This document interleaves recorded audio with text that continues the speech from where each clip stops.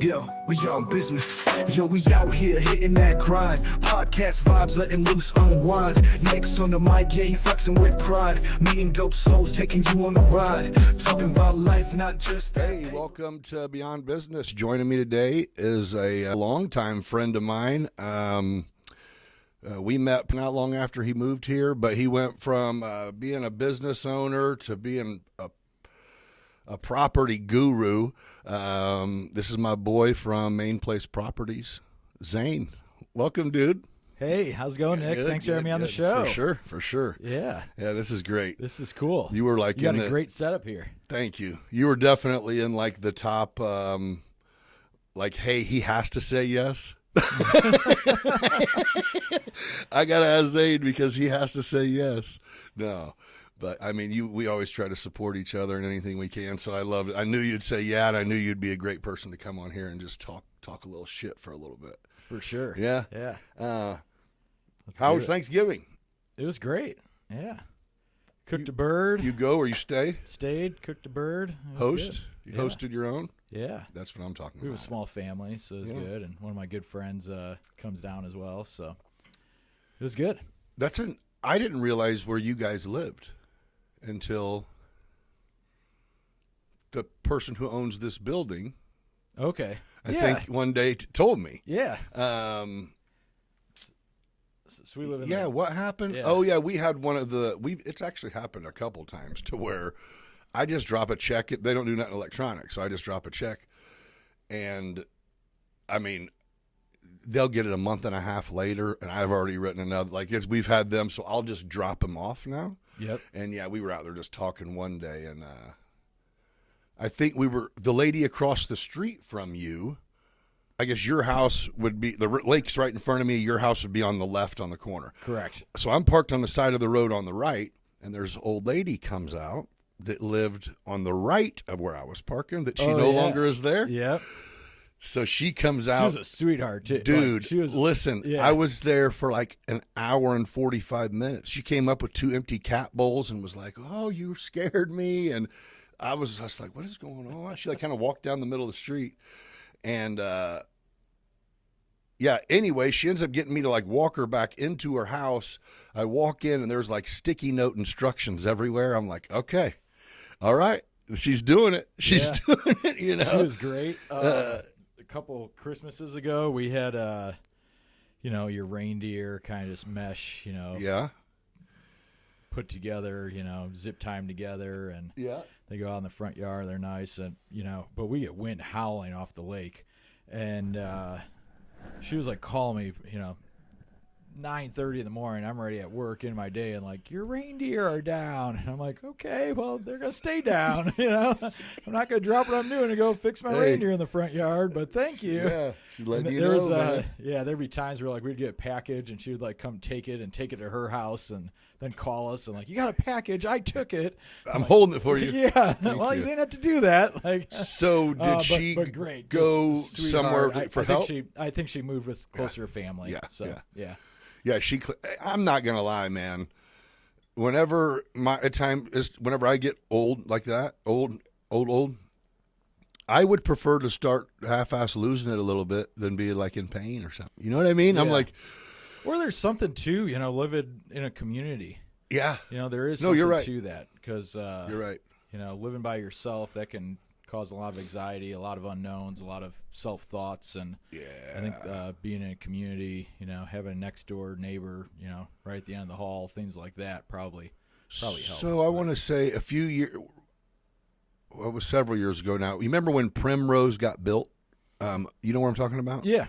So it's 10 years ago. It was it was like the expensive place or whatever. But so my mom had, somebody that she knew that was at the age where it was time,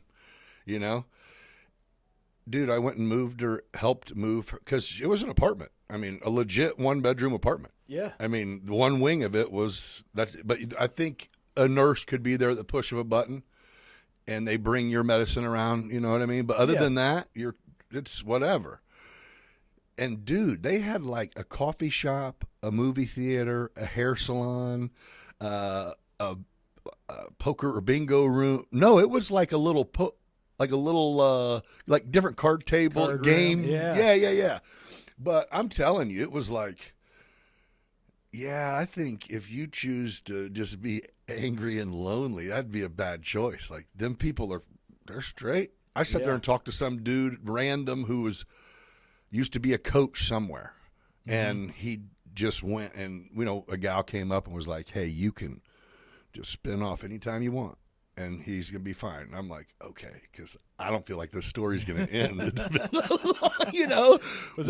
Was it first quarter for a while? we just got to 1984, and we started with the leather helmets. Yeah, but yeah, it was like, but it was cool. I mean, I won't say it. It didn't seem like people were suffering, and that's right. That's all you want is right. Go and in that's there. probably not the case in every one of those communities, and right. You want to make sure it's a good one. But anyway, we're getting a little ahead of ourselves there. No shit. Yeah. At least, thankfully, we're still youthful and don't have to worry about that. But it's a changing culture, right? I mean, I think those were probably introduced sometime recently in the last 40 years, maybe. Yeah. Maybe a little bit earlier than that, but I wouldn't say by much. But if that choice is made, and I think prior to that, you just had generations of, this is my house. I've lived here for 30 years. I'm not leaving. And I think you still have a lot of that. And, why, I think that's the problem is it's get to the point where if it gets, the kids agree to let mom or dad fight it out, and then it gets to the point where that's not possible and they have to go somewhere. Well, now you are selling that house. It's not staying in the family. You can't all of a sudden put it in your kid's name. Like, you're losing your stuff. Well, that's the cost of retirement, right? Yeah. Which is still, the average American's nowhere close prepared to retire. No. And with inflation like it has you're prepared been, to, if you own your house and your health is fine. Yeah. If your health only gets better after retirement. It's like Social Security. In my opinion, Social Security is probably one of the biggest scams that America's bought into as a society. Yeah. And I think it served a purpose. But in this day and age, what you pay in, there's no chance you can recover it. No. And, No. But meanwhile, the average Joe American just, doesn't see it on their paycheck. It's a line item up top. Right. It's not their take-home pay. They're not thinking about it, but they think about it as the safety net. Oh, I already have something for retirement. Well, no. Right. One, you're trusting the federal government to invest your funds and give it back to you when the time comes. That's even it with the pensions and the holes. I mean, it's right. a ton of money going in something you're going. I mean, at least when you start, you're going in 30 years. I can predict that shit's going to be good. Right. You can't predict 2 terms from now. Correct. Yeah. Exactly. Yeah.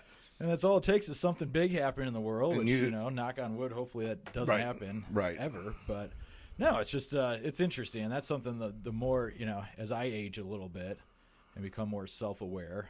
Probably something I didn't do the greatest job of, but I was mindful of and had tried to just put a little bit aside. Right. And it helped from having some friends that were financial advisors that $50 a month. Start there. So start with $50 a month set aside for just put it aside. It forces you to save. You're giving up one night out at dinner. Not even back when. Right. No, you're right. When I was in college and going on date nights and stuff, I used to be able to go out and spend $50 and right. Yeah. Now it's $50. No have cocktail. A steak at Applebee's. Right, Yeah. right. Exactly. Well, no, and I think you just made a really good point that a lot of people don't think about. Like they think there's a classification of person that can invest money, and it's like, well, when people say that, it's not saying develop a stock portfolio. No, it's saying put enough to side to where you get $1,000, and then let's see if you can put it somewhere to make a little bit of money and redo it and keep doing it. And then next thing you know, you got $50,000 that turns into something, maybe. Correct. Then that's something that that's then you can huge. take to an institutional level and say, hey, grow this further. Yeah. So, Because, I mean, a couple $100 a month means you can have, $2,500 in a year. $10,000 in 4 years is a lot of money to have that you don't need if you're just working 9 to 5, especially. Right. And yeah, good point. It's, hey, No, that's just cook something at home. Yeah, order cheap pizza one night, Right. and put $50 in the jar. I'm not a huge Dave Ramsey guy, but I am to an extent, especially being a young person in your 20s. Dave Ramsey, preaches it, and it's rice and beans. Like, save your money, and go out for one nice dinner a week, as opposed to three mediocre dinners a week, or and then one nice one. So it's all about budgeting. It's all about. And how old are you? I'm in my mid-30s. Okay, so you might, like, I don't know, you can tell me. Whenever I was younger, it was like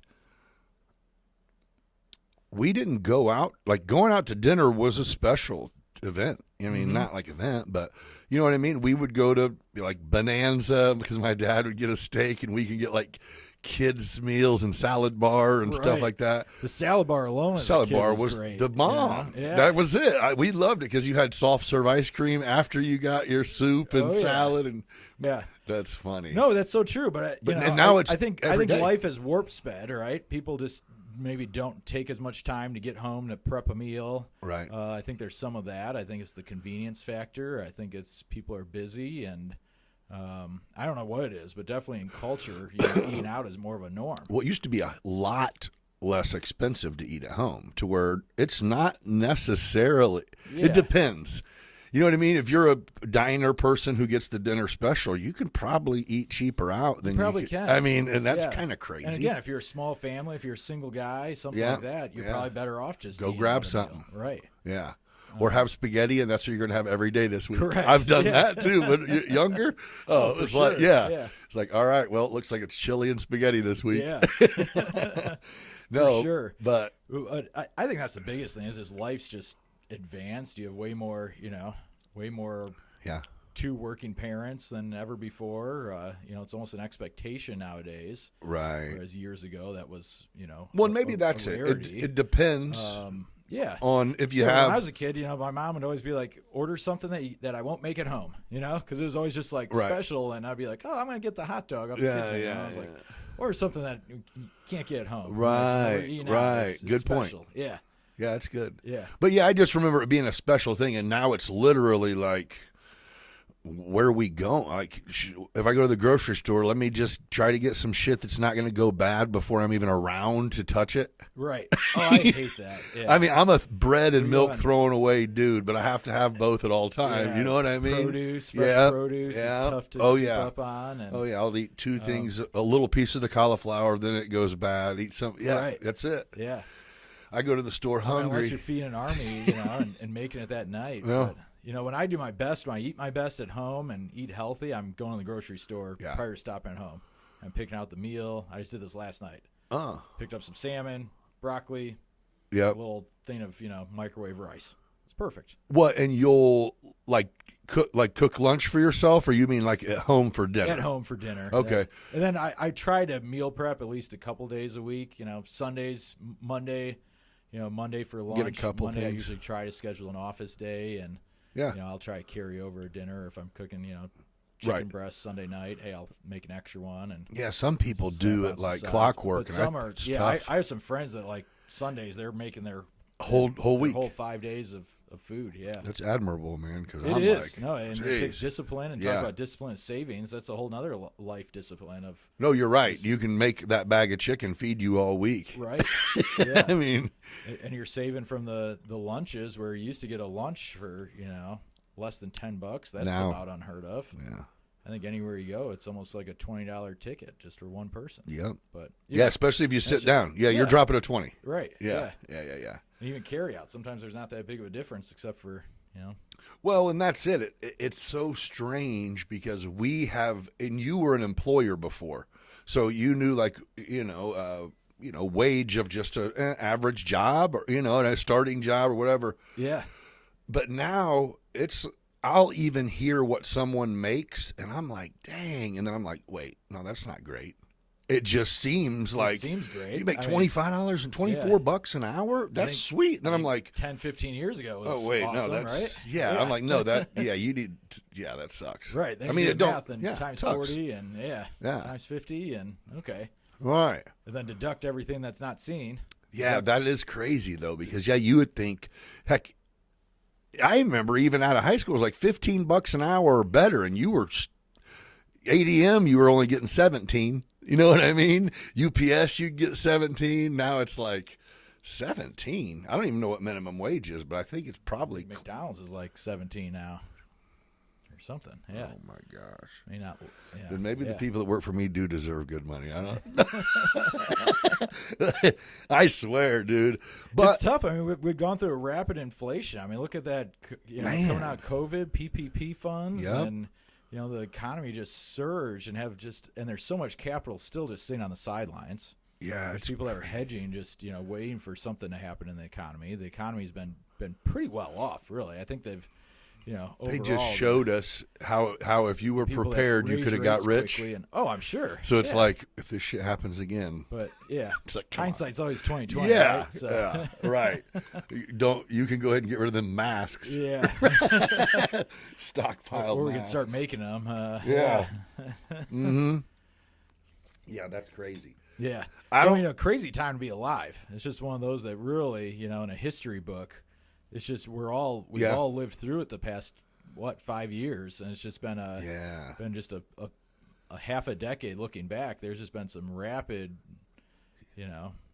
Technology growth has Changes. been insane, which has Yeah. changed the whole world. correct. And that's been stemming, but then I think, during that COVID period of time, you had way more people just sitting idle, way more people sitting at home, way more people probably picking up a moonlight, hobby business that, turned Yeah. into something. And A lot of people found out that they don't like who they're married to, and they have mental health problems too. I think that's the bad part. that's probably huge. You know what I Yeah. mean? You take someone who's not used to being home, and Well, I think and just you're the stuck home. changes, yeah. I mean, Exactly.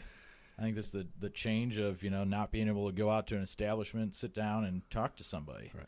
We're not supposed to want to be around someone all the time. You know what I mean? That's not natural. You're just going to be here. Like, Yeah. here? Yeah. She's going to go to the store. Nope, they'll bring it. Right. Wait, what?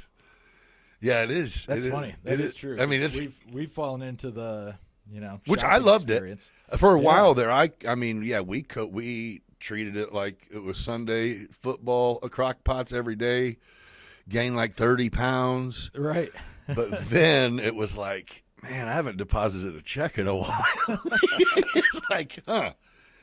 Yeah, it was interesting. And obviously in the real estate world, there was like a month lull. Oh, yeah. Deals were still happening. Everyone's like, is this still happening? Is this still happening? Yeah, banks are still, everyone's a go still. Right. There's that flux, and then it just 10x'd. Yeah. People, realized that their house was too small. People realized that, hey, we don't want to live on the West Coast and Yep. pay this mortgage when we could settle in the Midwest, be close to family. And Dude, you had people Yeah. buying $500,000 RVs, selling their houses, and saying they're not living anywhere. right, yeah, that Like too. a lot of people. Correct. Yeah. And the whole work from home thing, and that's Hey, that's that's what I still- was going to say is it's still going on, and it's Right. affected bigger cities more so than a community like Decatur. But big cities are the ones that Well- they're in trouble. I mean, even like office debt right now is just through That's- the roof. yeah, I was gonna Delinquencies, say. you got these towers in these metro areas that are They don't- sitting largely vacant. yeah. And they But so they do it like the rumor has it, State Farm has a ton of square footage over in Bloomington, between the three facilities or whatever. yeah. And they're at 30%, but they're fully staffed. They're just so I'm going, and they said the reason is it's cheaper if they have them work from home. That it doesn't cost them any extra money, and they don't have to care for the building.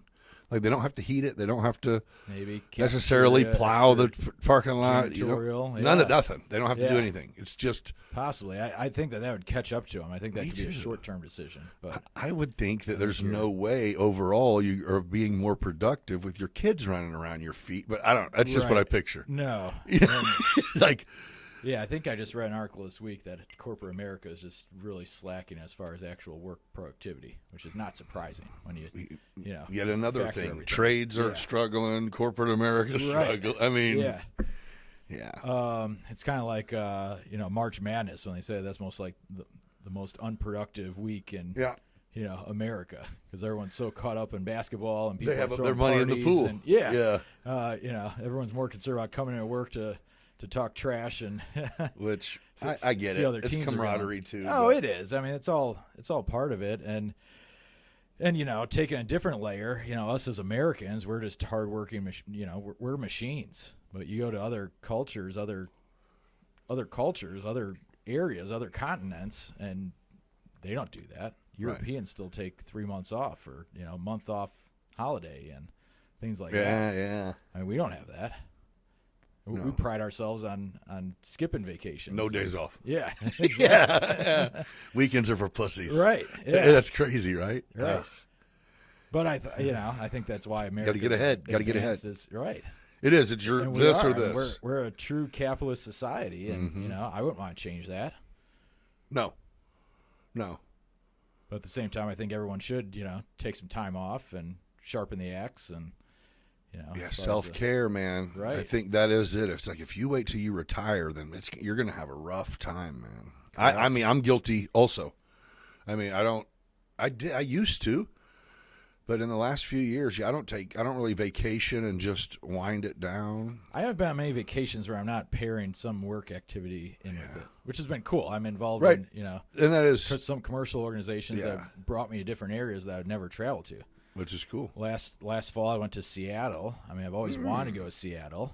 What was there? What'd you do? CCIM conference. So CCIM is this organization I'm involved with, certified commercial investment member. Okay. Top-notch commercial education, and then there's a whole camaraderie networking component after you get the education. Okay. So deal shares, things like that.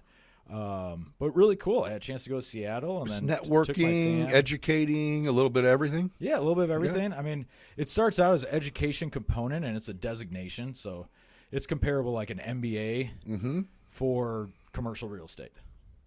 For commercial Gotcha. real estate investment specifically, but it touches everything commercial real estate.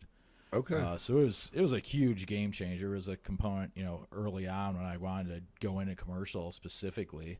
And I had people, from the area, people that I looked up to, that were like, you don't need that in Decatur, yada yada, and I'm going to do it. I'd rather give an extra level of service, and it was no doubt about it. Yeah, it's great. It's been Yeah. great for my career. It's been, put me in rooms that I would not otherwise be on, put me on phone calls I would not otherwise be on, And the people who told you don't need it, they're not in those rooms either. they're not in those rooms. Yeah, go figure. Oddly Yeah. enough.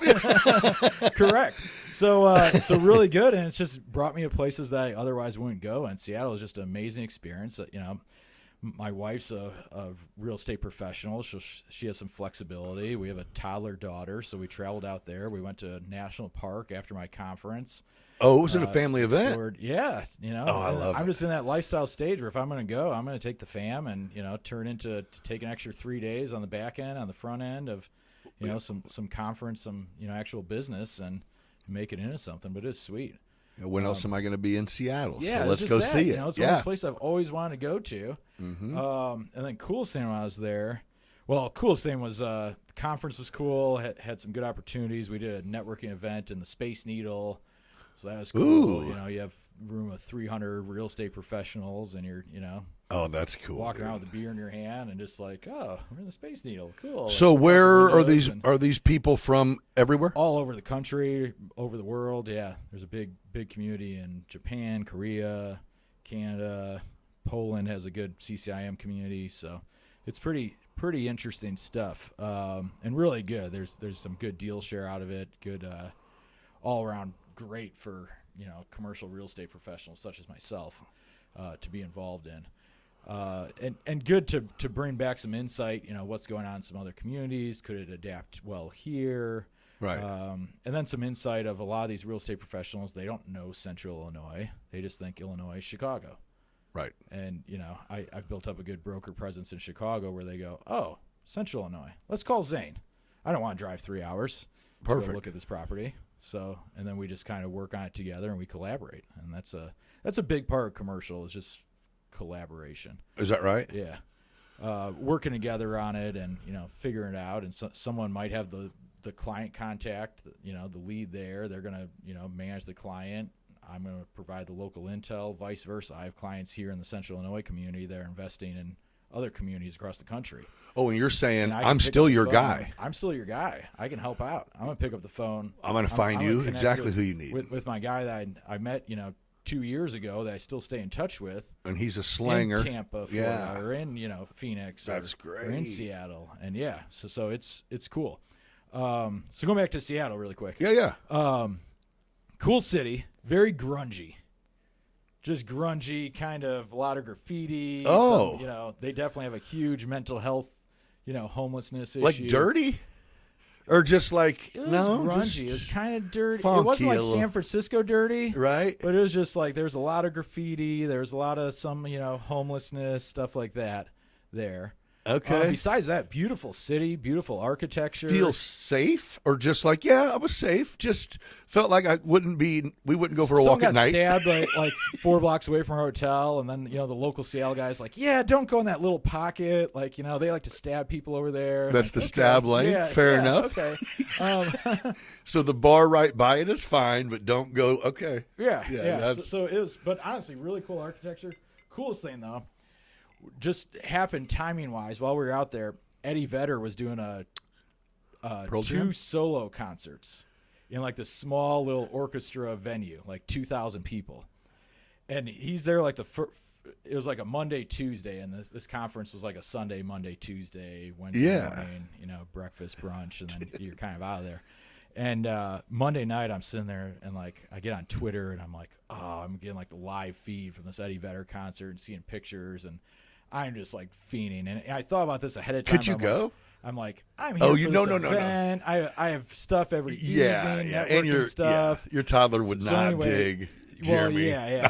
But I'm sitting there, and Tyler's in bed. It's late Monday night. I'm like, on Twitter, like, oh, this would be great. And my wife's like, you're only gonna be here once. Like, if you want to go, go.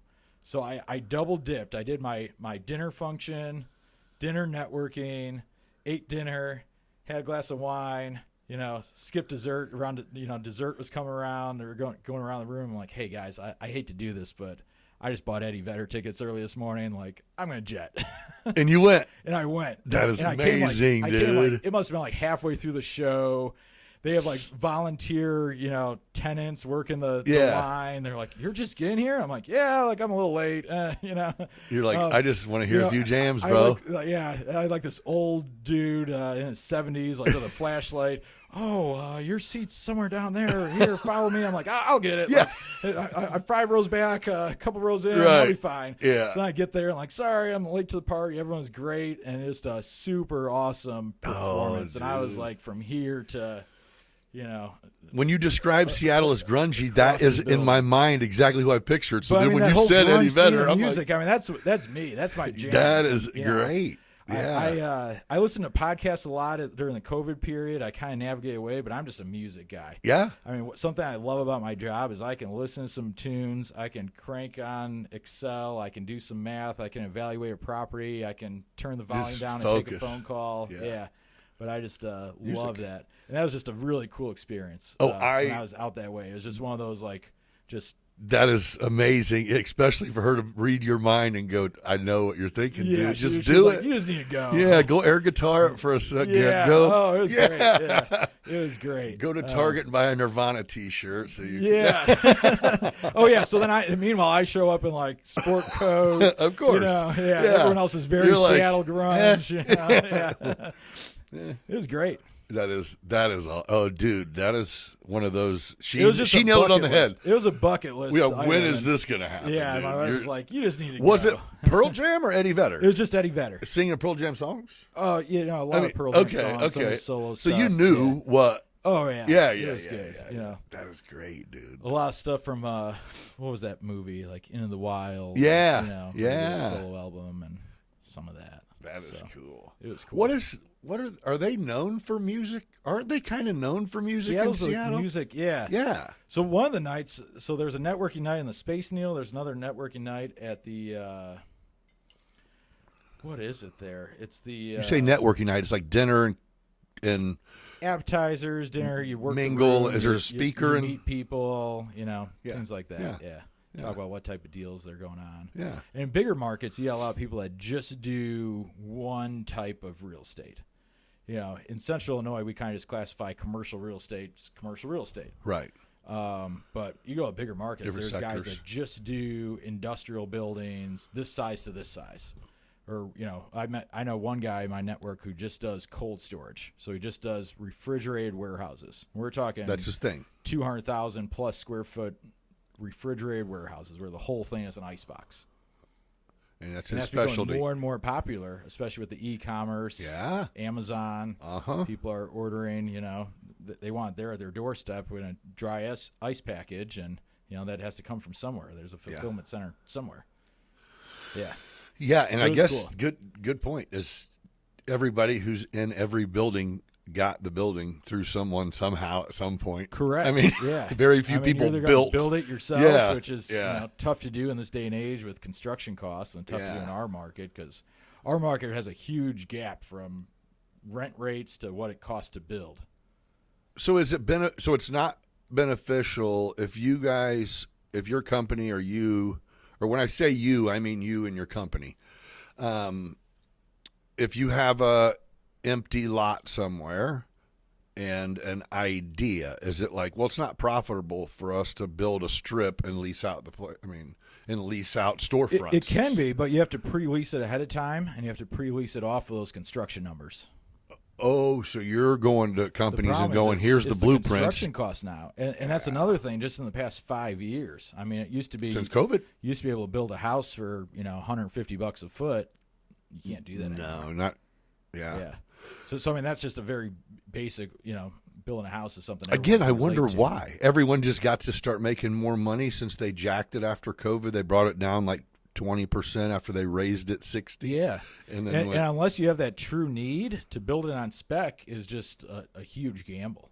yeah. It might be possible. You might land a tenant after you already start construction, but you're putting a lot out there on the front end. Right. You're banging on the come a lot. It's the total. Right. field And dreams. that's what I didn't know. It's just as easy to see if someone else might want to do that than to jump on it, or Yeah. you just never know. You almost have to wait for that need and Yeah. that tenant to come along first. So even like over there in Fairview Plaza, is it like every storefront being full doesn't necessarily mean that if you extend and put 3 more storefronts that they'll be full? Correct. I mean, it's just or what's gonna the challenge is then the guy who is in the existing building has one lease rate, and then you have to Right. to make it market rent, and market rent based off new construction is higher than market rent. It's a Right. premium rent. Yeah. So there's a challenge there. And Sure. It's in housing, it's in commercial space, it's across the board. And now larger metro areas, they're able to do that because the rent rates are higher. By It's significant, by almost double, sometimes triple than right. what If you we can have here. afford to put something I there, mean, you I should talk to do brokers it all there. the time Yeah. that are and the beautiful thing about living in the Midwest is we have people that are doing the reversal. The reversal, what's happened in the last 40 years, where everyone went outbound. Everyone had the stable job here, the family in the Midwest. Everyone's like, I'm going to go coastal. I'm going to go chase these, higher dollar signs, everything else. Right. That's starting to reverse, especially as we see, more dramatic weather, hurricanes, things like that. People are getting away from it. I used to have a saying a few years ago that, Illinois has a little bit higher property taxes, but you're going to save on insurance. Because when I talked nothing's to gonna. Florida, California people, it was like, you're going to save on insurance because we don't have. They didn't throw really tornado insurance at us dramatic yet. weather, right? I mean, sure, But other than that's that- kind of one of those Yeah. fluke things for the most part. Unlike a hurricane, if you live in the You're coastal getting market it. of Florida, Some point. in some point in a 5-year period, you're going to get some Dude, they've hurricane been getting damage. it last But- couple of years. They've been Yeah. hit. But that's not necessarily the case because how insurance has worked. Insurance is a global blanket, and Right. the Midwest has been has been subsidizing these hurricanes for years. Yeah, no shit. Yeah, and now the insurance companies have caught on, so the insurance companies are now raising rates back here to Yeah. make up for those markets. And now my tagline of we have a little bit higher taxes, but you'll save on insurance. That's kind of starting to flake out the window. And I'm actually sitting for the Illinois Realtors, I sit on board this next year, and we have a project throughout the year 2025 of focusing on property insurance because it's really gone through the roof for commercial property. Yeah. Because insurers out there, they have their algorithms, their underwriters, and they're going, "Oh, something major happens, we won't be able to replace this at this premium rate." So all they have to do is all of the big shots get together and say, "Hey, we are collectively going to jack this shit, and no one can really go anywhere else. So let's go." I mean, is that basically? Yeah. I mean, there's spots in Florida that you can't even get insurance. right? Yeah. Oh, which yeah. is terrible. I mean, people. Yeah. You'll sell me something we that were can't talking be about insured. the next generations at the start of this conversation, and your guy who saved up for retirement, set money aside, made it to 65, 67, and I'm gonna go, watch the sunset every night from my front porch. Well, his house gets and he's done. flowed away, and what does that family have left? Yeah, that's it. Yeah. Yeah, And there's a lot of people like that, and those are the people I feel for. man. Yeah, Investors, speculators, things like that. Hey, money comes, money goes, but it's people that saved up their whole life and to they're live done. There's no more plan. That beach life dream and sail Beach in the bum, and they sunset. earned it. Right. And then they just are screwed. Yeah. Huh. Ooh, but so that is the people that should be somehow getting helped. You know what I mean? Like, there's got to be, like, of course, everyone. It's too hard to classify giving help anyway, really. But it is like the people like that. They should be able to. If you're going to give everybody a freaking free everything, then at least the people that are in a bad spot, like, come on, man. It's hard to say. I know. Yeah, it's hard. There's to a lot say. of people in bad spots too, I guess. And then there's someone that has more in the bank that's waiting for that house to float away, and they're going to go buy that lot and Yep. buy the two next door and build Yeah. something bigger, Build- better. yep. And Build a roll couple. the dice. Yeah. Yeah. So it's interesting, but that's just an entirely different market that I've studied over the years. Have good friends there and stuff like that. But that's just one in particular. Just pointing out that there's more to going and living your dream than just having the money. You have to know Correct. what you're getting into, man. Right. I mean, you have to know worst case scenario and be able to. It's the diligence. I mean, everyone, before any financial decision, there's always diligence there, and just Right. making the right move and surrounding yourself by the right people. Yeah. I think that's huge, right? And you've been in business, and it's always valuable to have that business partnership, somebody that you can say, hey, what do I do here? What Hey, am I want your missing? thoughts, right? Yeah. Exactly. Yeah, for sure. I mean, that's half of what I do during the day is look for the blind spots. Yeah. Because people get excited. I work with some good investors that are excited. They see something, it looks good on paper. I think I'm gonna make an offer. I'm like, okay, let me look at it. Right. And then my job is almost to poke some holes in it. Not to say that it might work, but sometimes my job as a commercial advisor is to poke holes. And it's not necessarily just to go sell Eliminate someone a building. Bad surprises. Yeah, I mean, Yeah. I want to, and that's been my philosophy through my career is just, giving the truthful advice. Sometimes it's not what someone wants to hear. Sometimes I don't have the answer for them either. Sometimes I don't have that crystal ball, and Oh, there's I got to don't be some know. appreciation there Exactly. because Yeah. I mean you're But going, that's just hey, what it is. Yeah. And real estate brokers are kind of a dime a dozen. I mean, you get a license, you can sell anything in real estate, but you have to know what you're selling and what you're doing, and you have to give the right relationship advice to people. building. You Yeah. got to. At least I would assume, if you're buying a home, you might only buy one once, and then you might buy one again in 20 years, Yeah. or you know what I mean. Just overall, if you buy commercial property, I would assume better chance than not that you buy commercial properties. Correct. You know what I Most mean? times, Like yeah. it's developing you that can buy it through relationship to business, where you're things like going. that, and Yeah. leasing commercial property, no different. I mean, Yeah. there's an occupancy cost always. Is it the right space? Is it what you need? Is it? So how does it work if you lease there's places? There's a whole lease versus own analysis that I do with people. And are you better off leasing, or are you better off owning? Do you want to pay a landlord, or do you want to pay the bank and pay yourself back in time and bank on appreciation? And what's better for you? And how does that affect your balance sheet as a business?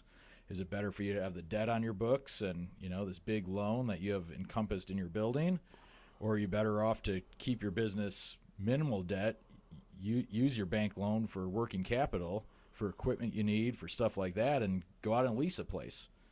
So you're the one who brings even to everyone. You try to go, hey, let's look at it a little bit differently. Correct. Yeah. Because everyone does get tunnel vision when something's Oh, exciting. sometimes, yeah. It's like It's- gung ho. It's Everything's exciting. going to be And- perfect. Yeah. And banks like loaning on real estate because they have collateral, true collateral. Yeah. versus equipment, things like that. But Yeah. sometimes it's not the best use of a debt load for a business, especially if a business is expanding. Hey, go lease a place for a little bit, see how your business does. Yeah. You know, you're much better off just leasing a place for $1,000 a month, $2,000 a month for a year, 3 years. Give yourself that startup stage. Give your business the ramp, and then you know. And how then be your proud of business yourself is. when you need Correct. twice the space. And then if there comes a time and you're truly ready to own, and you have the 30% down or so to make that move, then okay. This, and then same question: is this the right move? Are you better off using your 30% to ramp into a different market, to launch a new product line? There's no right answer always either, but it's just it's bringing a different perspective and outlook to it.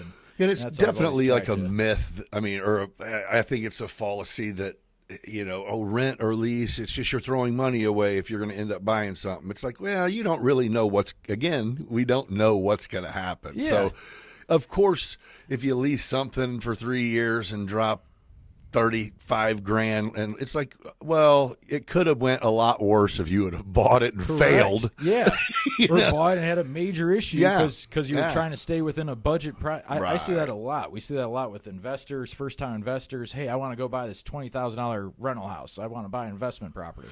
Okay, could you make money at this? Sure. Are you going to have more work to do? Probably. Are there going to be maybe more issues that you run into day one, or Definitely. pipes breaking? Yeah, most likely.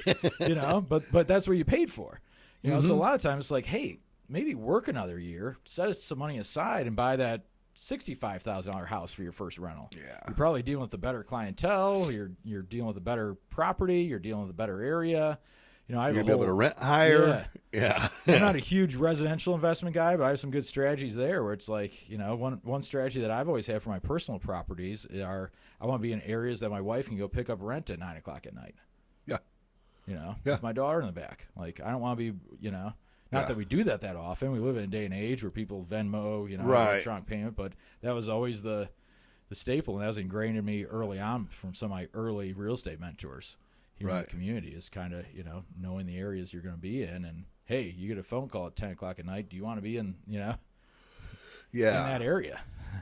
See, I've had other people that they think, hey, somebody owns every house, and it's like, I get that too, but there's a margin there, But it's also you're saying your personal preference. My personal preference yeah, is, yeah, and that's my style. Yeah.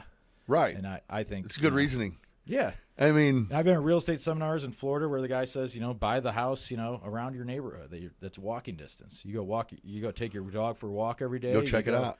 Yeah. Yeah. You go walk past the house, and that way you know exactly who's there. You talk to the neighbors. You see that house that's been sitting idle for a while, and and that one's a apples for apples house probably to your house. But then you know that you have a good property. You know that, and a lot of times people just forget about the exit strategy. At some point in time, everyone's going to want to exit out of something. Right. How easy it is to exit out, right? Right. So, if you get a house somewhere where you could sell it right now if you wanted, that's a great rental. Right. Yeah. I mean, correct. You know what I mean? If yeah. you're, It's always important to think of, capital, because once you invest in real estate, your liquidity goes bye-bye. Right. It's tough to flip out of real estate in a timely manner. So it can be done, but you're usually taking a discount. So, or you buy that single-family house that, 80% of the home buyers out there could also want. It's a beautiful tax law, and now that Trump got reelected, I think it'll stay. It's called the 1031 exchange. And if you have an investment property, it takes a certain level to get to. Your $20,000 house, it really wouldn't be worth the paperwork, the accounting fees, that. But if you have enough profit margin, you can re-roll it. Explain that. 1031 exchange. So you can sell a property if it's an income-producing property, and you can buy another income-producing property with it within a 6-month time period. So you sell property A, you can buy property B. Property B has to be a higher value than property A. And you don't have to pay taxes on that? And your taxes get deferred. So, you don't pay capital gains on whatever, You buy one property for $100,000. As long as you buy something within, you got good tenants, you fixed it up, you sell it for $200. Uncle Sam's eyes, you might have $30,000 worth of taxes there. Well, we're going to declare a 1031 exchange prior to closing on property A, and then that way we get put in a tight it's a very regimented time frame. But then you buy one for $250 or buy three one for or $250, three. You roll it, a bigger property that theoretically you get a better return on, and then you save on the taxes here. It's almost encouraging you to do something right. Correct. I mean, yeah, it's actually one of those tax laws that I think it's beneficial to the economy. There's a whole sector of real estate. There's guys that I do that's all they do is 1031 exchange single net tenant properties. That's all they focus on. Yeah. So when you're going and meeting up with people, you're going, I can go spend 30 minutes talking to this guy, and you're getting just education on different specialty fields and going, okay, well, I have to offer everything. So let me get your number. And billing my Rolodex where, I can call and, what was that you were telling me? And hey, I got this, I might have to, bring you on to help me out with this. Yeah. Oh, that's cool. Yeah. I mean, I guess it only makes sense that that's how it would work, but I didn't even know people still went. I remember you posting some pictures of being at some seminar, but I thought everything was just like online. You know what I mean? Like, there's no shaking hands anymore. No. Well, that's cool. A large part. I mean, in order to get the CCIM, there's 4 capstone courses. They're 4-day courses. I went to Fort Myers for one of them. I went to Chicago for a couple. And to get in the group. To get your designation. And then there's a 4-hour comprehensive exam for all those 4 courses. So everyone at this event has been through it. Oh, so they're ingrained. Yeah. They're there for it. Correct. Oh, they're not giving it a shot. They're not. No, they're in. You have some of that too. They're in. You have the guys that are sitting for their exams and stuff like that. But it's nice to have heavy hitters too, right? Oh yeah, there's some heavy hitters there. Yeah. Oh, that's cool. And then you got some guys who wrote the book back in 1985. Right. Right. Super. Yeah. All different personalities, probably, and It's great. It's and you got your Southern Charm people who, they do things a little bit differently. It's all the same. And they all come from all over the country, I assume. Real estate's all numbers, all that. But, you get some different, mentalities. You get the New York guys that are a little bit more cutthroat. And the Miamis. Oh, yeah. Right? Yeah. The Hollywoods. That's cool. That's cool. That'd be interesting. Well, you have to be good at wherever you're at. I mean, if you're in Dallas, and get you a cowboy hat and some boots, and let's get it. Yeah, in a sense, yeah. Yeah. Hey, we're going to pause for 1 minute to take a pee. Okay. Yeah, we're back on. I went back. Oh, yeah, for those of you who don't. I got mic'd up again. Yeah. For those of you who don't know, Zane was the university dogs over there at Milliken. He was you started it, right? I mean, I started with my dad and a friend. My dad was you brought it to town. The bank, and that's something my dad, I'm a Chicago kid myself, and my dad was a cab driver in the Chicagoland area from the 80s through the 90s, and then he, transitioned to ownership and more of an office desk job. But so he used to know all the good Chicago-style hot dog places, Italian beef places, stuff like that. So it was a cool project. It kind of turned into a passion. It was a good time when I went home for summers and caddied. Then, my dad and I would check out different kind of, dive places, but they weren't dives. The neighborhoods loved them, and because in Chicago you have your neighborhood places. Yeah. Similar to Decatur, but that's kind of gone away. I mean, Decatur's small enough where,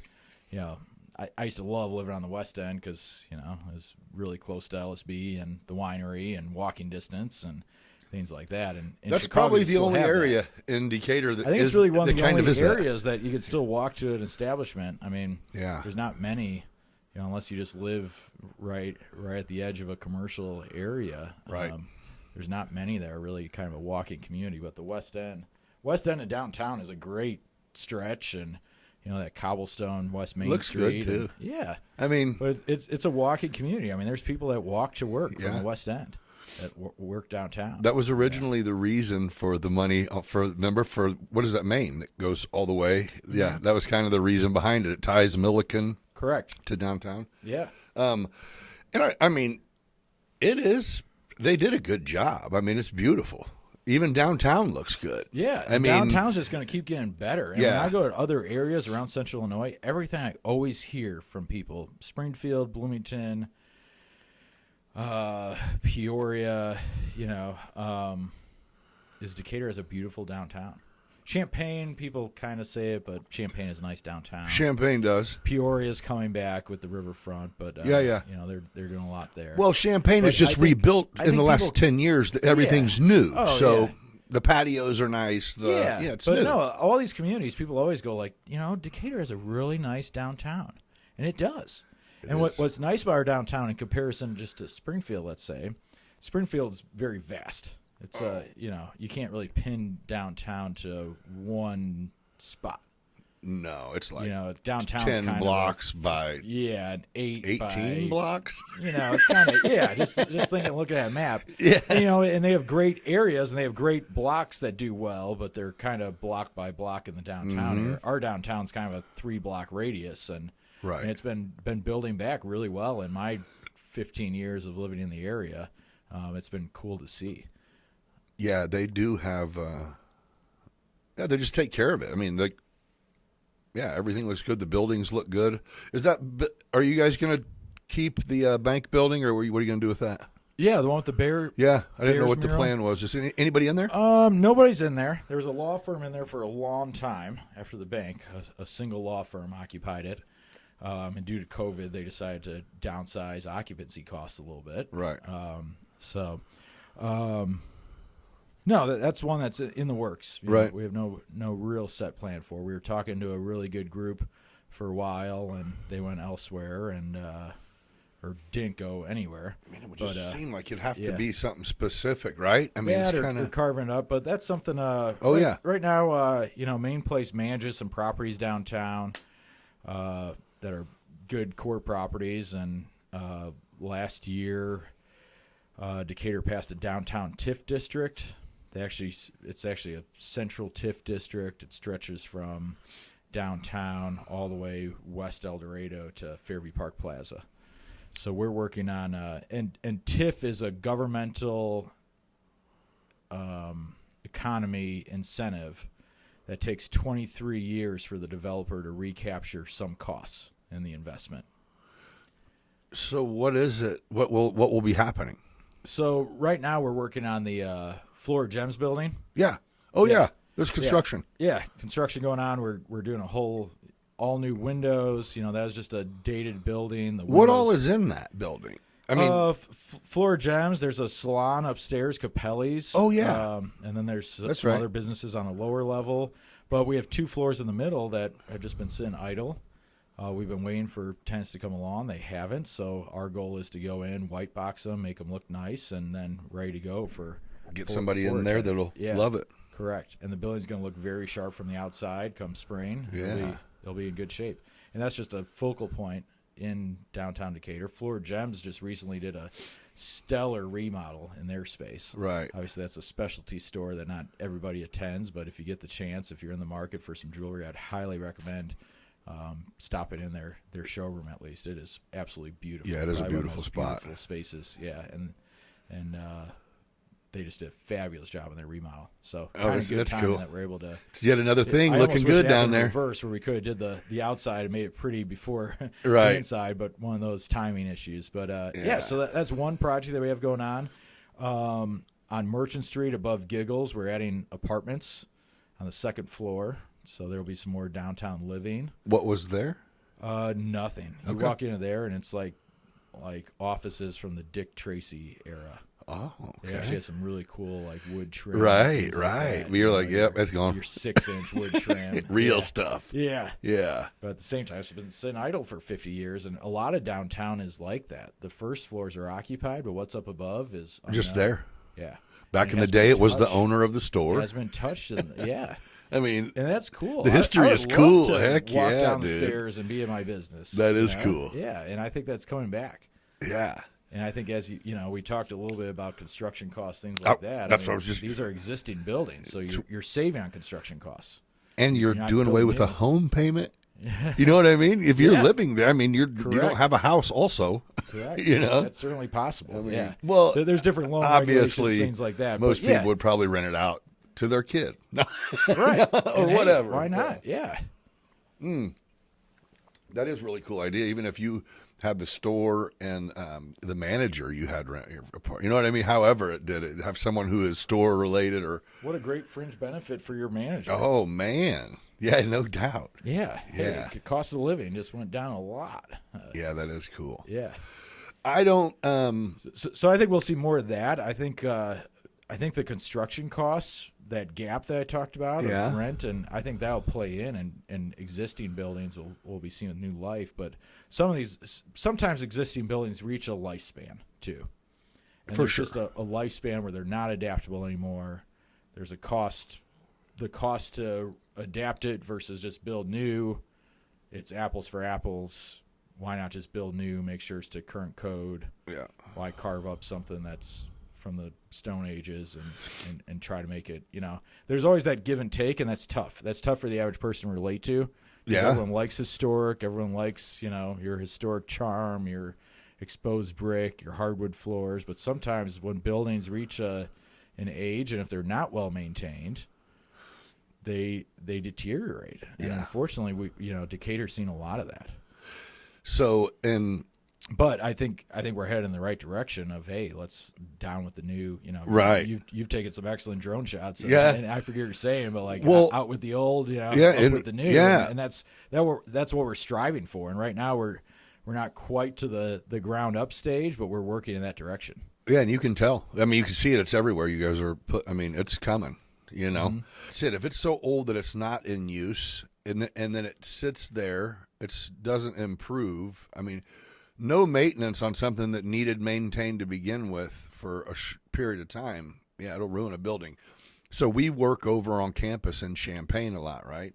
And these people, if you donate money to build a building and die, they can never tear it down.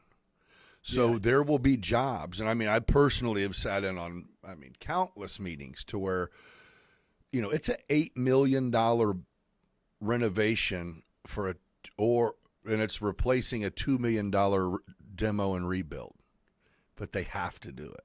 Right. It's like, wow, Yeah. dude, who sits on this board? Let's get their kids in You here. ever read Mark Cuban's book? It was like a short book, like How to Win at Business or something. No, It's I love great. Cuban too. Yeah, man. it is great. It is actually one of those books that I'd almost like to revisit because it was just an easy read. What's it called? I think it was like Winning at Business Okay, or something. okay. It was just Something basic sounding. Yeah, it was. But it was like I like him. I want to say like a 90-page book or so. And it was a- kind of his a biography breeze. of how he started. And he started as a broke college kid, and he was selling IT, and Yep. he realized to sell IT better than the next guy. He's like, I'm just going to go home and read the manual. That way I know what I'm talking about. Yeah. And there's something to that, right? Yeah. But in it, he specifically talked about how he'll never donate a building to a college because they're actually detrimental. Yeah. Because you're stuck, He's like, I'd rather just donate a scholarship fund or something that is more dude. more liquid, right? Yes. Because buildings are, because If you donate a tree, like we have to hire a government certified botanist to come. If we have to use a lift to get to a location on a building that will bump into the branch of a tree, to make sure that they the have tree's to gonna be okay, or they're going to no, they have to be the ones that remove it for premium cost. Oh, I bet. I mean, they do it in like white hazmat suits and Yeah. looks like shiny chainsaws. You know what I mean? Like, you're not a tree cutter, bro. What are you doing? And they'll trim it, put some stuff on and it's just like, I've had trees. You can pretty much do whatever you want as long as it's alive. If you can cut it, it's fine. Not the trunk. I mean, you can trim some branches, but it's a spectacle, dude. No, there's an art to that too. I mean, that's again. Oh yeah. And there's that's what they say is if the wrong person, or if you cut it the wrong way or the wrong angle, if or you the go wrong- over there yeah. for dinner and to show your kid the tree your dad donated and it's butchered up, there's hell to tell the captain. Yeah. So it's like a process of they Yeah. have to reach out, get approval it was just a strange thing when I got introduced to it, to where it's like, man, I'm glad I didn't just. I was gonna. There's plenty of jobs that are not like that related. That they'll say, "Do you need me to can you not do it?" It's like, "Oh yeah, for sure." I'll take a little 16-inch chainsaw up and butcher off some branches so we're not breaking a lift, and no big deal. They're like, I wish you fucking would do that over here. Yeah, that's a $180,000 tree, just so you know. And it's like, golly, yeah. Yeah. But again, you did mention, you mentioned, you mentioned something that does make the University of Illinois over there driving through it cool. Is, I mean, the old architecture, like there's almost some stone structures. I mean, they are cool as shit. They're over 100 years old. They're super cool, but they're not even close to being make sense money wise. Oh no! I mean, you are talking like 400% higher on some of these builds over there, where it's going. Yeah, there's not a meeting that can be held, huh? Right. Like, yeah. How about you cut the family a check for $1 million? Yeah. They're not getting anything out of this building. You know what I'm saying? Let them get trust the, funds and scholarship. Yeah, but I don't know. I mean, obviously. But they say that they get X amount of money from the historic blah, blah, blah in the federal government for having original buildings. Like they'll get probably there's copper credits out there. Yep, and they'll get like copper flashing, and it's like that's really expensive. It's like they have to. It has to be original, and it's like, well, it's not. Right. It's a replica of the original. I get it though, but yeah, some of it looks pretty cool, but they're freaking nightmares, dude. It's like, where them bum Cubs play at. That's a badass place. But remember when they started having trouble? It's like, hey, this. And they did a nice job. I was actually just there this spring. Does it look good? We did like a golf thing.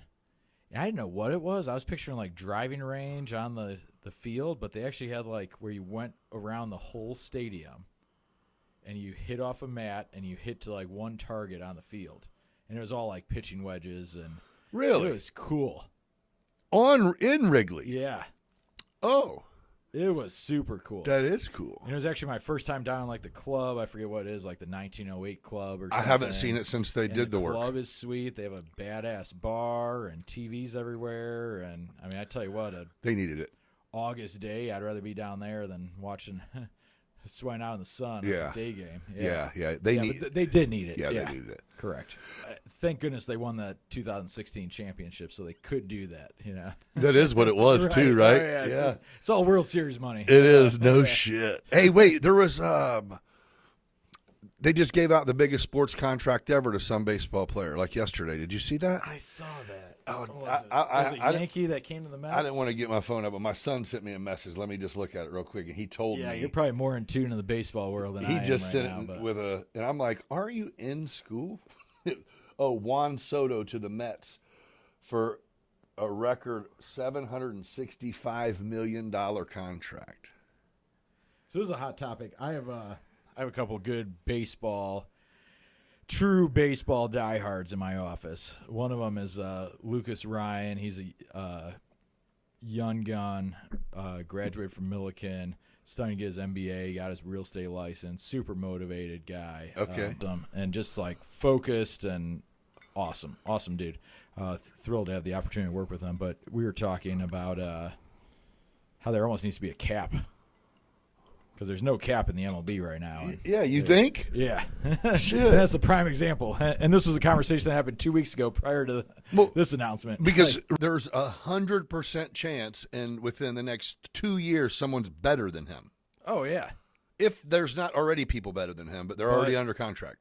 But you know what I mean? So they're going to want $800 million. Come on, man. But what's the odds of the Mets making the World Series next year now? Right? I don't know. Yeah, I don't raise it that much. You know what I mean? It's still hitting a round ball with a round bat, right? Yeah, and I think that's it. I mean, the Yankees actually proved that. I'm a Cardinal fan, and that was it. Nobody else. But, dude, when I started getting into, like, reading magazines when I was, like, late teen and even into my 20s, an ESPN magazine. Yeah. And they had a Steinbrenner interview, and, they were basic – He was just like a the guy, a baseball loving rich dude, filthy rich, and it's like, I mean, yeah, okay, so it's going to cost $90 million, but I can get the best at every position. Well, then let's do it. Like, It's a no brainer. Yeah. And the interviewer was like, so you choose to not make money? And he goes, we got Alex Rodriguez for $17 million a year, and the Rangers still had to pay him $8 million a year for us to take him because he had 25 a year. He said, I raise parking 50 cents. No, I raise parking $1 and hot dogs 50 cents, and we both make $17 million every year from now on that he's here. And it's like, that's some gangster shit, dude. Yeah. Valid point. We're packing this stadium with people. And this is a guy I've never seen his face. I've only seen the back of his head in Seinfeld. Yes. That is great. You're right. Yeah. Costanza. Did Costanza work for him? Yeah. That is hilarious. What dude. the hell are you doing with these polyester jerseys? That is great. That is it, dude. Oh, yeah. Like the Oakland A's were playing the Yankees, and the Oakland A's, it was that Bobby Bean, what's that show? It's a great show. Or a great movie. I can picture it, but I can't think Something of it. ball? Moneyball? Moneyball. Yeah. Brad Pitt. Was and that Jonah. Brad Pitt or was that Dennis Quaid? It was Brad Pitt and Jonah Hill. Okay. Yeah. And the numbers. Billy Bean. Yeah. Billy Bean shit was cool. It was like sports are a numbers game.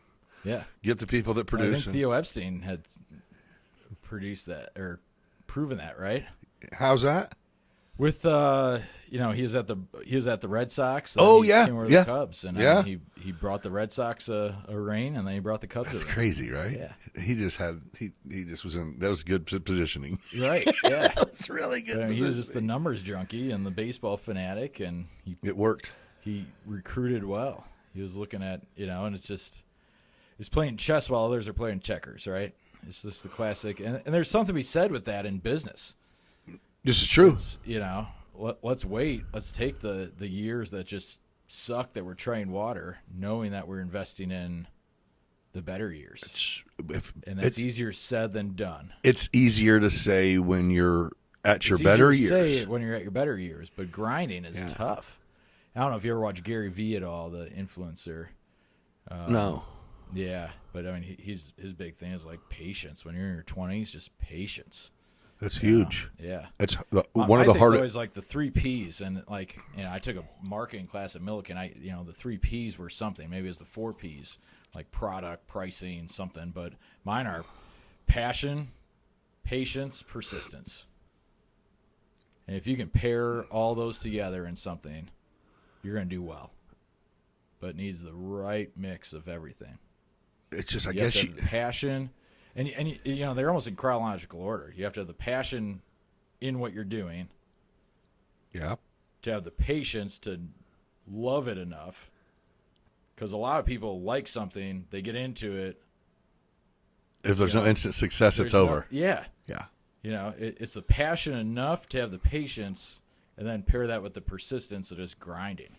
And there's nothing better than persistence in business, and it's everything. That's great advice, because I love the industry. I love the people in it, but sometimes there's a point where if you don't know what you're doing, you should phone a friend. right. And that's just it. Sometimes that's the best way to learn. And phone a friend. Is by going, Or pass let me it off. see how this works Yeah. really with someone who knows how to I do think this. the average Joe doesn't always realize that. They want to help out their neighbor. They want to help out someone they know, but then they pull them in on something that's just way over their head. And Right. whoever that agent is should phone a friend, go, hey, this isn't my specialty. Let me call somebody who does this more than me, and let's help you out. Yeah. And we can figure out payday. We can figure out all that. It's not always about that. It's about helping the person make the right decision.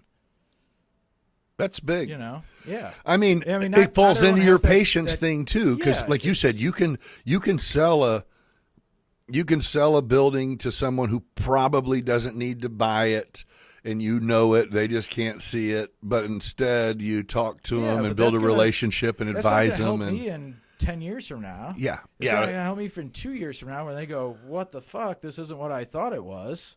Right. You know, and I was like, well, you know, if they go through with it and I tell them things and then they call me and I go, well, I told you this, this, and this. Then it's not on me. Yeah. But, you know, my goal is to help people. There's through the no I informed told you decision. so's would be ideal, right? And there takes a level of patience in investing. You know, right now in particular, you know, I have some investors that get excited, like, hey, this looks like a good deal. We better jump on it. And I'm like, okay, send it over. Like, let me take a look at it. I take a look at it and I go, hey, what about this? This doesn't look quite right. And then they go, oh, you know, you might be right. And then they get less excited about it. And So we might try to buy it still, but let's make sure it's the right number. Let's make sure we're buying it right. So you advise like patience all the way. Yeah. Yeah. Totally. And a lot, you know, in investing in commercial real estate, which is kind of my specialty. I do leasing. I do a little bit of everything because we're in Central Illinois. Yeah. But in investing in real estate, patience is crucial because markets ebb and flow, and you know, waiting. You for go the just right a little opportunity. early and you made a bad choice. You could have made a bad choice. Yeah. You know. Yeah. You know, coming out of COVID, there's this COVID money out there where, you know, a couple people had some TikTok videos about BRRR, which is like buy, renovate, refinance, rent, you know. Right. And now everyone and their mom wants to own real estate. Yeah. And it's like, hey, let's slow down. Let's think about this. Is this right? And Right. then do you have the platform to manage it? Do you have the platform to run it? Do you have the platform to grow it? Do you have other things? You know, it's a vast ocean. And the worst thing that a real estate professional could do is like, hey, let's make this deal. Hey, I collected my commission check. You know, I'm out of here. Yeah. Good luck. Here's the keys. And then that person that doesn't really know what they're doing is left stranded to figure it out. And sometimes that needs to happen. I mean, Yeah. you know, if it's a bite-sized property, okay, no one's going to get burned a lot. But if we're talking $1 million, $2 million, $3 million plus, you know, portfolio, no, we got to dive in. And there's always that internal rate of return. You know, someone that has $1 million burning their hole in the pocket where I want to buy real estate. What's your $1 million doing right now sitting in the bank with your financial advisor making in the money market account? Right. You're making 4.5% and your money's liquid. Right. You can go, hey, Here's a property I really should buy. I need $1 million right now. Yeah. I can pull that. I got a phone call. I got to wait 7 days. I have $1 million in my checking account. Right. You buy a property, you don't have that. And that's what always comes down to in investing in real estate is that internal rate of return. You have to make more money with the cash that you're investing in that property. Then you would get for it sitting there. Add some debt to it because you should always buy with debt because that's what debt is built off of. Yep. I mean, there's times, you know, your own house might be the thing that I say don't buy with debt. Everything else, investment-wise, if you have a tenant in there, that tenant should be paying your loan. Use their money. And there's a metric there, but yeah, it's the leverage. Yep. Use other people's money. I remember. Investor has a different internal rate of return, and it's figuring that out, and it's rolling up the sleeves and going, hey, let's look at this. Is this the So right that's property? where you come in and go, I know what your mind is telling you is going to happen here, but let me see what's really going to go on, Yeah. and then we'll talk about it. Let's see the true investment rate, and let's see if you're making more money than where your cash is sitting liquid in a money market account. And if you can make more money adding debt, buying a apartment complex, buying a badass commercial strip center. So you're essential, like you are essential to having someone who. That's a lot of what I third, do. I don't know, a third part or and whatever. then, you know, I guess so- some people are partners, so they can Yeah. shoot shit too. But to have someone goes, "Hey, bad move, man," Right. or "Hell yeah, we're Right. doing this shit Yeah. tomorrow." Hey, this is great. Yeah. And there's a whole new level. There's let's buy a $30 million property and let's go raise capital and let's go, there's that strategy too, which has a new layer of risk. I just saw this book sitting here. Oh, it's one of when my I took a favorites, break. bro. Yeah, one of my favorites. I read this book in high school. No, mine was right out of high school. Yeah. And my dad took me to a seminar, a Rich Dad Poor Dad seminar. We had the board game, we had everything, but that book is golden. That's a household staple, huh? In creating the mindset, yeah. But we went to the seminar, and it was a classic seminar. They told people to call their credit card companies, expand their credit limit overnight. Then the next day they were selling you on the next seminar. Right. It was a system. I mean, he made his money in real estate, but he made his money in seminars and education. Right. Which But he wasn't lying. no, He gave I mean, sound it's advice in a correct. really dumbed down, not dumb, but simplified. yeah. My son's 14. Since he was 13, and we did it this year, every year now on one of our baseball trips, I put the audiobook on, and we rock it, dude. That's great. I still love it, That's and I know great. exactly what it says. Yeah, no, exactly. That's great. And the cash flow quadrant and everything. Yeah, and, I you think know, there's a couple of his books that were Think and Grow Rich was a good one. Yeah. But he had a couple that were, again, They're written great, but 20 they're years ago, and they're still timeless. could write it today. Correct. Yeah. Yeah. Timeless is just how to think about things, but that's what it ingrains, and that's, that was just an instrumental book that, my dad introduced me to at a young age, and I'm very thankful to. Rich Dad Poor Dad. If you haven't read it, step your game up. Matter of That, while we're on the topic, Think and Grow Rich, which I see here too. Yeah. That one's good. That one's a little dry. That's a good audiobook. yeah, it is kind of dry. Yeah. Well, it's because you come off of the Rich Dad Poor Dad, and you're like, you here usually we don't go. start with the He's Think going to and be Grow Rich. yeah. Psychology of Money. I haven't read that one actually. I want to. I am like I'm like halfway through it. Yeah. It's one that always pops up, and I'm like, I should read this. I like bought books. I bought it, and then I downloaded the audio. So I'm like this. I'm going to know if I can tune in as soon as I hear the narrator speak. And it just didn't do it, dude. I was like, nope, I'm reading this. Yeah. You know what I mean? It's like, I can't listen to you. There's something to be said, and there's books that I read. There's some books I adapt to audio. There's there's that give and take here, and it's great that we're in that age. And Oh, yeah. there's somewhere I want to tool around the yard and do some stuff, pop in the ear pods. And That's listen to an cool. audiobook. It is. With technology now, it's lazy if you put out poor quality photos as a real estate agent. You know what I mean? There's too many apps. You can do way too much with a phone. Correct. To have shitty stuff out. Everything. AI makes it so if your wording on something is bad, you're just lazy. Poor quality is a lazy choice. Like 10 years ago, I used to stage a house right just to get the picture. Yeah. Now I can go. What do you want? This in it? Do you want this? Yeah, exactly. But we're in the eye candy age. a realtor can show a home, with the Matterports, and you can walk through a house or fly through or see every video, every perspective of a home, and I could confidently buy a home somewhere and not ever be there.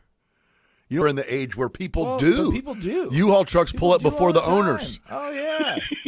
It scares the shit out of me. I'm like, you're not coming here for closing? You're not going to do a walkthrough? Send me a whatever link. I'll DocuSign that. Yeah. Huh. And that was back in my home selling days. But even still, I have investors that buy stuff and never seen it. They just reply, We're number checking. That's it. Right. Yeah. Yeah. Yeah. But no, fuck that. I think everybody has to. Yeah. I think everybody has to walk through it, see it, meet the tenant, shake the hands. I mean, fuck, in today's day and age, travel, it's easy. Yeah, it is. Yeah, you can. That is one thing. And if you're going to spend $500,000, $1 million on a property, fucking catch airfare's an not air crazy ticket, either. Fucking drive wherever it is. Just get here, go look at it. It always kind of it actually baffles me the amount of people that do have trust enough in real estate and markets that don't. I mean, I guide people through that, but if I'm buying something, I got to see it. I got to touch it. I got to walk through it. Yeah, right. Well, maybe that's they're just really rich. It's your own style. But again, however, if I decided I was getting in, I ran across where I just had a bunch of money, and it was like, you know what, I'm going to start. Let me see what Zane what Zane thinks I should do to try to make some money with this money.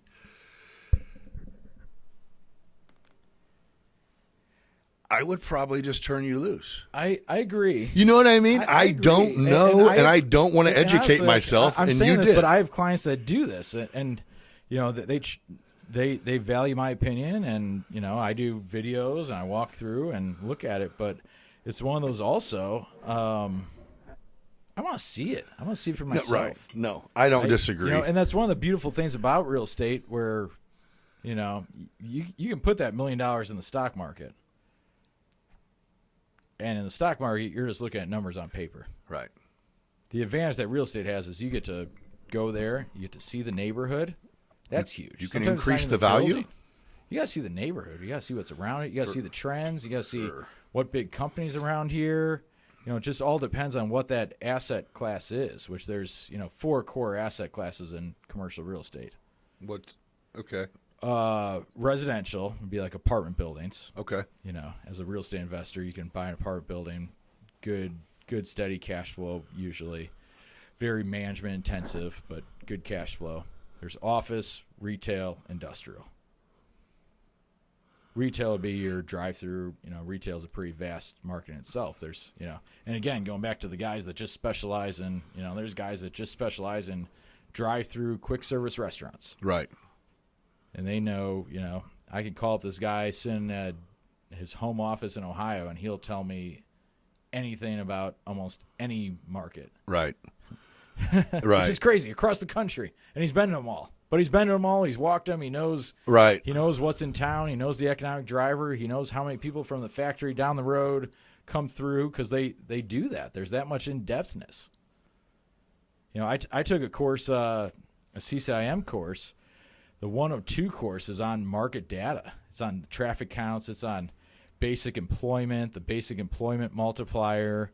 So, how many basic employment is jobs here that sell products elsewhere where the money comes back here.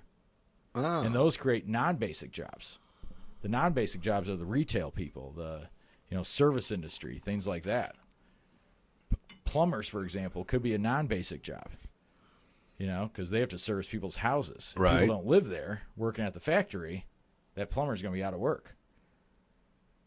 So there's some of that component. Okay. And every metro area, you're able to figure this out, number crunching and, doing some math and being able to figure it out and size up a community. Hey, is it growing? Is this a good area to invest in? If you want to start a restaurant, there's like whoever's loaning you the money can send someone that will say it won't work or it will work. Right. I mean, if you do your job, it will work, or no matter what you do, it won't work because of certain things that you just metrics said. We know. Yeah. For example, Burlington Coat Factory. Yep. They know, and they have a hard line in the sand. We need 120,000 people within a 15-minute drive from us, or else we won't go there. We won't survive. Really? And their numbers works. Yeah. And they stick to it. Yeah. And good for them. They don't have a whole lot of store closings. They're one of these companies that have been pretty stable. And there's one in a lot of cities. Yeah. I mean, but and they do fit the bill. That's honestly why Decatur doesn't have one. Right. But, in my role, and that's a retail business. And retail's, it's a whole different beast. A lot of my business is industrial and investment properties because that's what's here. Right. And the people here that are looking for it. A lot of people in this community are looking to invest in investment properties, but they want X return. And some of these people are looking for properties outside of here specifically because they have enough here. So do you get more new investors or more experienced investors? Like, do you have to educate? Is there a lot of people that you have to go, okay, it doesn't work how you think? Or do you get more people that already know the game? They're just looking to you for what you do. It's a combination. Okay. But you know what I'm saying? Like if I came in and said, dude, I think Wendy's is for sale. And you're like, so what, bro? I'm a young, and I'm a younger guy. So I get a lot of, people my age that have done very well in real estate and single family investment homes or multifamily that now they're going, hey, I want to buy this strip center. Or, hey, I want to buy this, single net tenant restaurant. And I go, okay, great. Let's take a look at it. And like, hey, man, they got less than 2 years left on their lease. We might want to, analyze this risk a little bit more. Are they going to stay here? Are they going to go? Applebee's was on the market for a long time for $1 million and plus at an 8% cap rate. And I took drone shots of that and O'Charlie's 3 times a piece for 3 different. I don't even know. People. I get hired through third party, so it wasn't like through a real. It was through a people who hire freelance drone pilots to take photos. Right. Yeah. Yeah. So I shot both of them to where on the O'Charlie's one, I think finally I was like, hey, I just took some. You don't even have to pay me. I'll just upload them to you. And they're like, no, we need current. And it's like, okay, I guarantee it looks it looks right. Yeah. Yeah. I think I actually caught it on a day people were there, but okay, fair enough. It's okay. Yeah, Hey, but it's about the same. yeah, no shit. Yeah. But I don't know. Well, that's one of those things where I think you have to see it. And I guess, going back to our point of I would still want to see it, but I think there are enough third-party services where you don't necessarily have to. But still, real estate's one of those things where I'd want to walk through it. I'd want to touch it. I'd want to. That's why you are good at your flush job. the toilet. But you know what I mean? I want to test out the urinal. If I'm buying a place, I want to. Right, but you see what I'm saying though is that what you're saying of the must dos, and I'll jump on a plane to go walk down a hallway and take a piss to make sure I'll walk through the neighborhood, or that's why I said I would just say go do it, bro, because I know you're going to go touch it. It's just trusting you, bro. You know what I mean? Yeah, ultimately, and it's just going. You're worth that. So thank you for. Right. I don't have to stress about none of that shit because you got it. Yeah. Correct. No, and there's definitely some of that to it. Thank you, but I always encourage the person on the other side of the phone, or my. Let's see what we're getting into. Like, hey, are you sure? Like, a broker is my classification per the state, but I'm really a real estate advisor to my client. If they're selling houses and they're busy doing open house Sundays, they might not be the right person to list $1 million plus investment property for somebody. Yeah. They might not be the best person to list a portfolio of apartments for somebody. Yeah. Most times they're not. They're going to miss something. They're going to miss, potentially they might cost their own client money. Potentially they might cost their own client money through the process, not having information in a timely fashion. There's a lot of that. Right. The right guy at the right time, he might be in a 1031 exchange. He has to buy a property. He has to identify a property within like 60 days from him selling that property. It's go time. Right. It's go time. And it's being prepared, knowing the property, knowing the information, knowing the financials, and then selling it for your seller. Well, and hopefully your seller's 1031 exchange is something else that you're helping them buy. And you usually have 3 parties that touch one house. Right. Here's what happens, and people know that Zane does well, right? Or he does good. You make a good living. And they know that you sell commercial real estate. So they go, I can do well by selling commercial real estate. And so some of my questions are almost so you can elaborate on, there's 3 Ps are really important. Right. We are in a day and age of there's never been a higher desire for instant gratification financially, although it is easier to make money now more than ever. Dollar doesn't go near as far. So it kind of goes, you know what I mean? Yeah, there's new brokers that join my team that I have the chance to mentor. That's great, you dude. Be You're making great for it. $100,000 within, 12, 18 months after starting. If you're not, something's not adding up here. Well, and for you to be able to go sit on your big plans, they'll happen, like just built a little bit different. You have the entrepreneur. I've been a small business owner. That's what I'm I've saying. Gone without a paycheck for 3 months. So that's what I'm saying you get the. I grind it. I mean, my good friend Dan Henschel, who we started U-Dogs with. Pay attention to this part. This is the good part. Yeah, I mean. No, I mean the grinding. Oh yeah, we grinded. Yeah, work for a while. You guys were the employees. Oh yeah. I mean, and it's just one of those that we grinded, and there's a point in time where I had this college house and the furnace went out, and something was working. It was heating up, but the blower went out. We lived in this house for like a month or two with no blower. It had some radiant heat coming from the basement. It was just cold. It was just cold, and we were just walking around and like, hey, put your hoodie on, bro. Right. I think President Carter had the saying when like coal was like at an all-time high or something, and it was like, put a sweater on. Yeah, that's what you did. Yeah. And that was it. We were walking around like hoodies and like, oh, it's fucking freezing here. I'm like, yeah, I got someone coming out, friend of a friend. And there's something to be said about good contractors too. Yeah. And that's something I've heard more and more. And I was on a podcast with Chris Harrison. We went down that rabbit hole a little bit, and we didn't quite elaborate on it, but like, and I wish I said this then, but you know, pay for the good contractor to come out because they're going to show up. They're going to know what they're doing.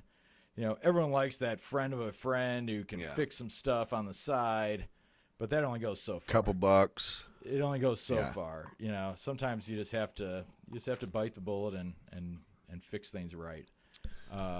But yeah, I mean, that was just one of those stories that I can look back on. It's kind of funny, you know, funny looking back on. We worked all the time, and if we were done working, we would go, you know. Did you see yourself then where you are now? Where you were putting a sweater on, and even when you started the hot dog joint here, did you have it? Were you like, oh, I'm on my way somewhere? Somewhere, yeah. Okay, or I didn't know. At the time when I started a hot dog stand, or do you have? I want to open up 5 of them within 3 years. So my question is, do you have the opportunity now to, even though you have still high goals and your sights are still set even higher, do you have the opportunity to just go, hey, good job, me. I kind of did something. The old pat on the back. Yeah. Do you do it? No, fuck that. Okay. No, I kind of like that answer. I'm growing. I kind of like that answer.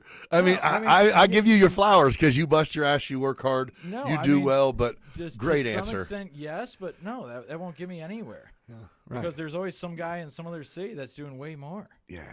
There's always somebody else. I mean, I'm not. You celebrate your victory by hugging your daughter and then going, okay, this is my victory, not any of that other shit. Time is precious. That's it. And you know that. Yeah, and, it is. You know, I think everyone here knows that, and it's easier said than done. When you're young, you have a lot of time. And, I mean, I spent time in dumb places. My other favorite book that's not on your bookshelf, and I'll have to get it to you. I don't think it's on your bookshelf, is Dale Carnegie, How to Win Friends and Influence People. Ooh. Yeah. Huh. Sounds like a good one. It's a good one. But it's in Dale Carnegie or Think and Grow Rich, but it's, you know, time is everyone is playing checkers and chess, and the only opponent on the other side is time. You know, there's both pieces to move at the same time. We're both moving the checker pieces. We're both, you know, every day we're blocking, tackling, you know, figuring out how to advance across the board. And then we're also playing the chess pieces. We're also figuring out, I want to move that rook over here. Because this is what I need to happen eventually. Right. But it's a mixture of both of the classic board games. I mean, the board games from the start of time, it's a mixture of both of them. And that's what we do day to day, is we block and tackle. We, you know, hey, if I can hop over a piece and turn into a king, great. Yeah. Hey, if I can move my pawns around and, you know, leverage, pawns are leverage. You know? Yeah, it's actually a good analogy. Everyone should have a good, you know, 1 or 2 good banker relationships, and hey, you know, leverage other people's money. Yeah. And that's powerful, and that's what I love about real estate. So, you know, taking it back to, I always had an attraction in real estate. One, it's tangible. I majored in finance at Millikan, so I like numbers. I had a bazillion people. I used to caddy at a country club in Chicago. Oh, did I go down that rabbit hole? Let's go. Let's go. Well, let me finish this. But, yeah, we easily can. But, you know, I had a lot of people approach me about entering the financial markets and being a financial advisor and things like that. But I wasn't the guy to sell numbers on paper. That wasn't exciting for me. I didn't know how I could do it. Right. But I can sell real estate because I could see the vision. And there's numbers tied to this. Other people's visions, and then there's still numbers tied to it. So it still has the number analogy, but you can see it, you can touch it, you can go down, walk the hall, take a piss, flush the urinal, see if it works. That's the beauty of real estate, in my opinion. Yeah. Whereas financial advising just wasn't a good fit for me. Yeah. First, you'd probably be good at talking to people in your field, as in you know, in a group. Maybe intentional setting, you know what I mean? Your delivery and experience and age.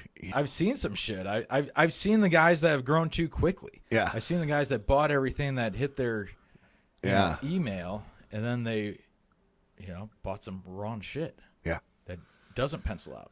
Yeah. That you weren't able to land that tenant there where you thought you were, and it's not fun. Some people can't handle setbacks either, man. And I help people through that too, and that's the part where, that hits home here. Yeah. It's not about collecting a commission check. It's about helping somebody out of the situation that they got themselves into because they probably didn't have the right advice going into it.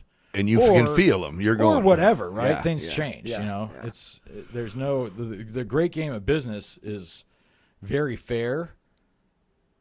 Right. Always, but sometimes somebody just catches the raw end of the freaking baseball bat. And Let's say there was younger people who don't necessarily know what they want to do, but they know they don't want to go to CAT or go to ADM or they don't want to do that. They want to get into something on the entrepreneur side, maybe sales, whether it be cars or insurance or what is the advice? Like you just go to the seminars, go to, you know what I mean? Go see what feels right. Honestly, or you're like, go work for someone for free.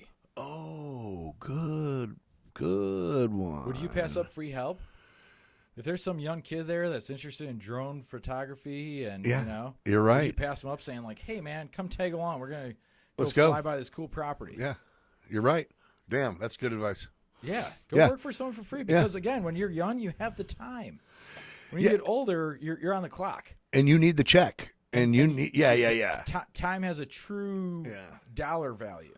And there's a lot of people who stuck in shitty lives because they can't quit. Well, and you know what I mean? Sometimes they don't see the dollar value besides what they're making. And I had a good professor at Millikan that said, never think of your time as far as money. Never equate your time to money, like on an hourly basis. Okay. Because your time is precious. You Okay. should always be building something beyond your hourly basis. And at the same time, I've had very successful coaches that I've paid money to that go, hey, how much do you want to make per year?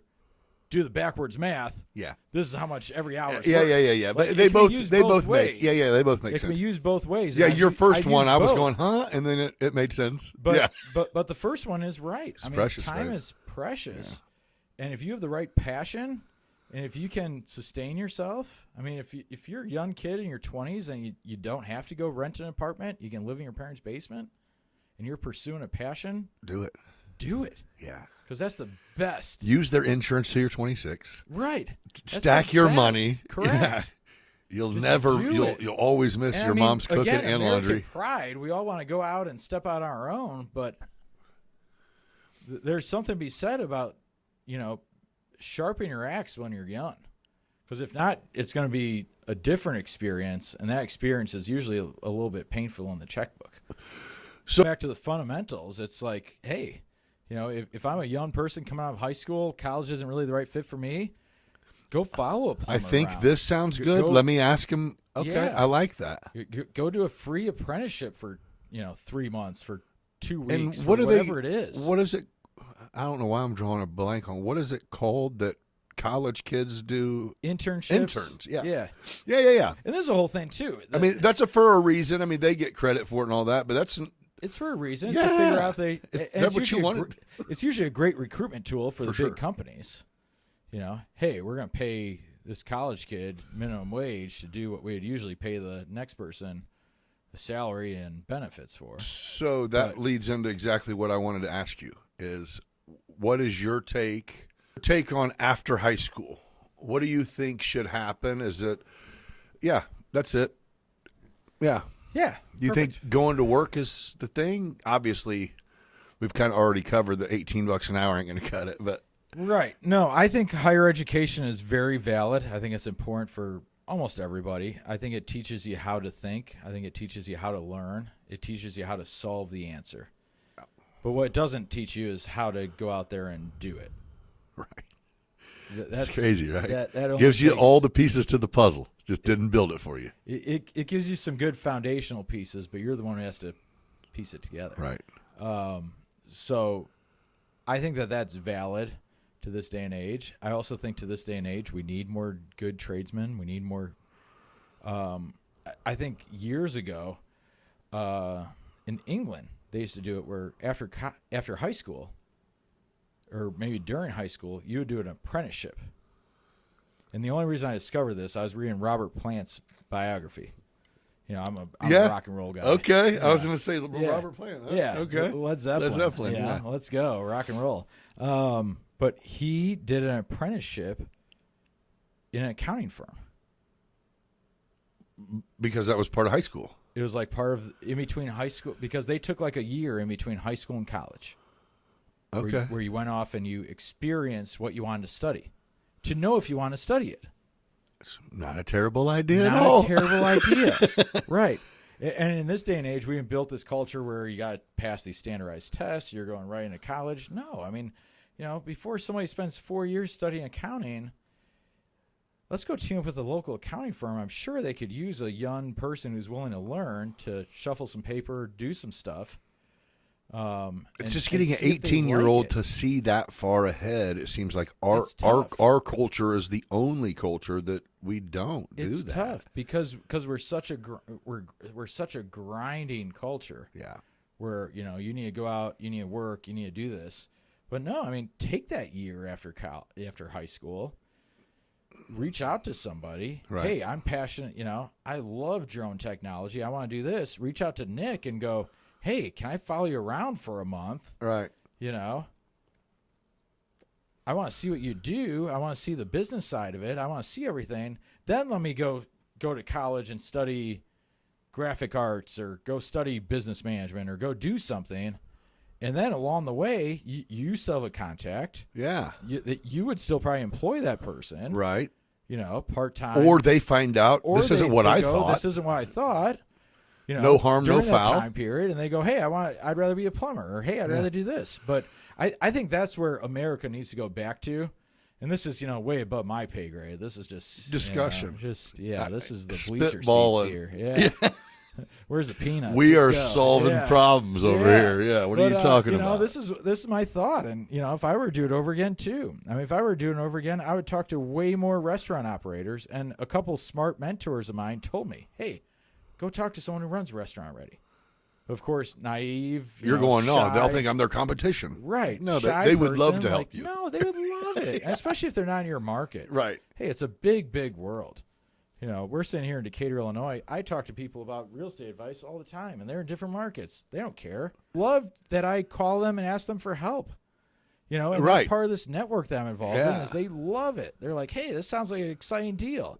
And an experience you share might help them answer a question they have. And sometimes it's not the best deal for them to be involved in, but they love helping me because they go, hey, the next one you're involved in maybe might be bigger, better. And then that's the one where I think I can add some real value to it. But right now I'm just going to help you out. There's a guy that works, I don't think in the same division as you, but over there, Blake, who has that CEO something. Great program. Great program, dude. About life, not just that paper. Doing it big, ain't no time for a hater. People yap behind his back, but we rise like the sun. Gather around, fam, we just having some fun. Beyond business, it's a vibe, feel that thrill, getting intimate. May even get your heart filled. Meeting the legends, those raw and real. Digging deep thoughts, show you how to feel. From the block to the boardroom, we making that move. Beyond business, baby, yeah, we got the groove. Shout out to the hustlers, the real street thugs. We all eat together, no need for the shrugs. Yeah, you blessed with the gift, determined to thrive. Nick's breaking it down, keeping that fire alive. Let's go deep like the ocean, no bluff. Beyond business, baby, we can't get enough.